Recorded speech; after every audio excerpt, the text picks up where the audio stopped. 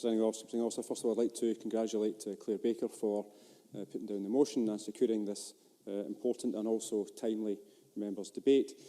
Claire Baker mentioned the aspects of the culture strategy, the budget, and also the Culture, Tourism, Europe and External Relations Committee inquiry that both Claire and I are members of that committee. So this debate very much is timely, notwithstanding the fact that it's a week before an election that's going to take place. During the summer, I like colleagues, took part in one of the visits in my constituency. I visited Rig Arts in Greenock and spoke to Karen Orr. Karen and her husband Jason are the two leading lights behind Rig Arts.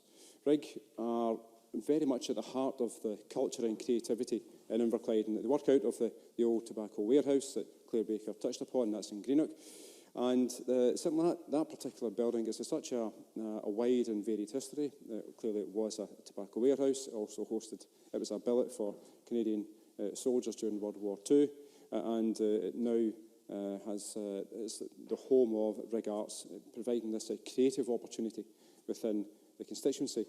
The way that Rig use this old but beautiful building is amazing. Some areas are used as prop stores, other areas are set out as a cinema, and certainly on one side of the internal wall is used as an area to actually film or to show films. And there's also areas for artists to come in and paint and do their creative work.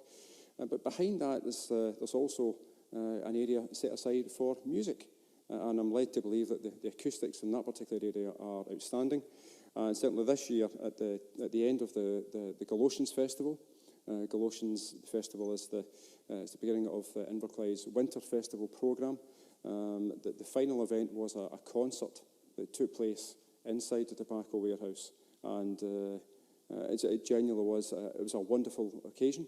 And certainly the acoustics were great, but I actually highlighted the flexibility and the opportunity that building can offer to the Inverclyde community. In terms of SCAN, certainly from the SCAN's website, the Scottish Contemporary Art Network, is a member-led organisation which was set up to champion, connect and cultivate the contemporary visual art sector in Scotland. And the Art in Action campaign, which clearly saw 21 MSPs from across all the parties make visits to artists and organisations around Scotland throughout the summer. It certainly is something that I very much welcome. I think one of the aspects that's touched upon was the issue of the regeneration of local economies, the inclusion of the diverse cultures, environmental awareness, and also in improving the health outcomes for individuals. This is where Rig Arts, I think, genuinely excel. In Inverclyde, in Greenock, there's a particular area called Broom Hill, and a wide regeneration project took place there from Riverclyde Homes, and also with NHS Greater Glasgow and Clyde, with support from the Scottish Government. There's a new health centre that's been built. But Rig Arts were there at the very outset in terms of the cultural input that they have. So it's not just about the over £50 million of investment going into that particular part of town. So that regeneration is welcome on its own, but it's about the multi-generational activity that's taking place, the diverse cultural elements taking place, as well as the environmental awareness that Rig Arts are certainly bringing to that local area. And ultimately, that will also have a positive effect upon the health impacts upon many of the people who stay in that area, notwithstanding the fact we're going to have a brand new £22 million health centre as well. But one other aspect I want to touch upon, just in terms of the arts, many members will be aware of George Wiley. George stayed in Gourock, and some of George's work has been very much on show across Scotland over many years.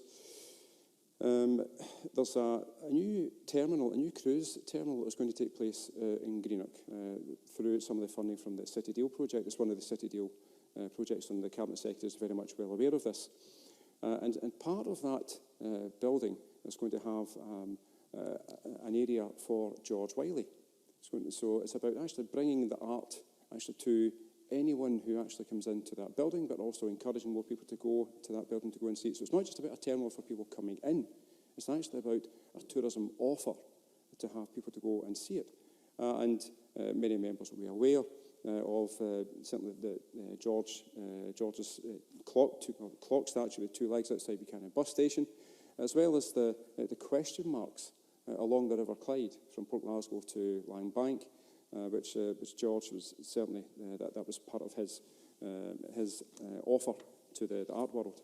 But I am conscious of time, so I will close, Presiding Officer, but I do want to once again congratulate Claire Baker for securing this debate, and I do want to welcome the Scan Art in Action campaign, and I wish it every success going forward. Thank you very much.